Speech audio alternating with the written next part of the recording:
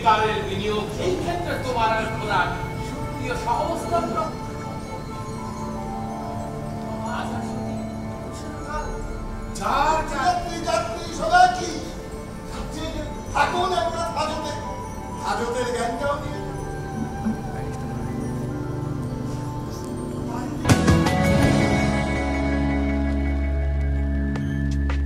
মৃত্যুই যদি হয় জীবনের অবধারিত সমাপ্তি পর্ব, তাহলে ইহজীবনে এই যাত্রার গন্তব্য আসলে অজানার সীমারেখায়। সেখানে তীর্থের সন্ধান পাওয়া বেশ কঠিন, অথচ এই বাধাকে জয় করার প্রবল তৃষ্ণাই জীবনকে চলমান রাখে। জগৎ ও সংসার আসলে বস্তু ও ভাবের এক অনুপম সিম্ফনি। বলা হচ্ছিল লেখক হুমায়ুন কবিরের বছর দশেক আগে লেখা তীর্থযাত্রী তিনজন তার্কিক গল্প প্রসঙ্গে এটিকে পরে নির্মাতা তৌকির আহমেদ তীর্থযাত্রী নামকরণে নাট্যরূপ দেন। সম্প্রতি বাংলাদেশ শিল্পকলার নাট্যশালা থিয়েটারে নাট্যকেন্দ্রের প্রযোজনা ও পরিবেশনায় মঞ্চস্থ হয়ে গেল তীর্থযাত্রী। নির্দেশনায়ও ছিলেন তৌকির আহমেদ। নগদের কাছে সব গ্রাহকই প্রিয়, তাই তো সারা দেশে ক্যাশ আউট চার্জ সবচেয়ে কম। 90 মিনিটের তীর্থযাত্রী নাটকটি মূলত এক সার্বজনীন জীবন জিজ্ঞাসার অবতারণা করা হয়েছে।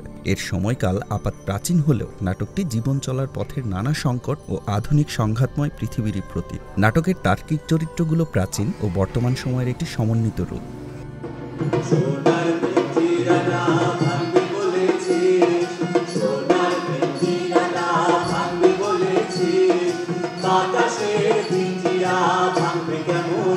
মঞ্চনাটক সবসময় আনন্দের বিষয় এবং লাইভ পারফরমেন্স এবং যেখানে দর্শকের রিয়াকশন সরাসরি সব কিছু মিলিয়ে ব্যাপারটা আনন্দের। আমাদের দেশে নাটকের ক্ষেত্রও বাড়েনি, শিল্পকলায় দুটো হলে হচ্ছে আর মহিলা সমিতিতে হচ্ছে। 50 বছর পরেও এসেও হলের সংখ্যা সীমিত।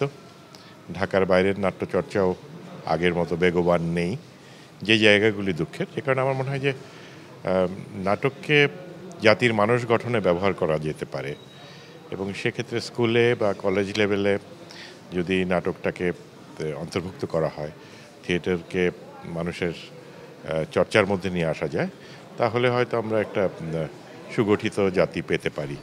এই নাটকটি এর আগে আমেরিকার কুইন্স থিয়েটার হলে প্রদর্শিত হয়েছিল।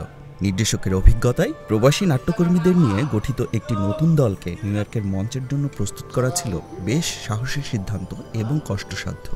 পরদিন সকালে তাদের বন্দী করে নিয়ে যাওয়া হয় সেনাপতির সাথে সাক্ষাতের জন্য, কিন্তু গিয়ে দেখা যায় সেনাপতি ব্যস্ত অন্য বিষয় নিয়ে।